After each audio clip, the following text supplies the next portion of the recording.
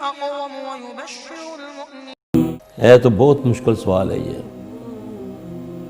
کہ بعض اوقات ایک معالج کے لیے جادو تک پہنچنا یا نظر کو اسیس کرنا یا آسیب کو اسیس کرنا بہت مشکل ہے۔ اس کام میں سب سے مشکل کام یہی ہے کہ کیسے پتہ چلے کہ یہ میرے سامنے جو مریض ہے یہ جادو کے اثر کا ہے یا جن کے اثر کا ہے یا اس کو نظر ہے۔ بہر کیف سوال کے مطابق میں جو سمجھ اپنی ہے اس کے مطابق میں آپ کو جواب دیتا ہوں کہ ابتدا جو ہے جادو کی، ایک دم آدمی کو بغیر کسی وجہ کے غصہ آنا شروع ہو جائے، یہ جادو کی ایک نشانی ہے۔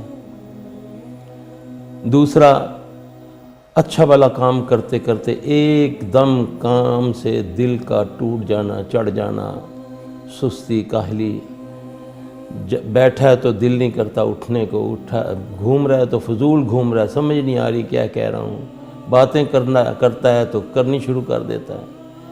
یہ ہے انسانی جادو کی نشانی۔ باقی جادو کئی قسم کے ہوتے ہیں، بہت ساری قسمیں جادو کی۔ عموماً جو زیادہ تر لوگوں میں ہوتا ہے وہ یہی ہے۔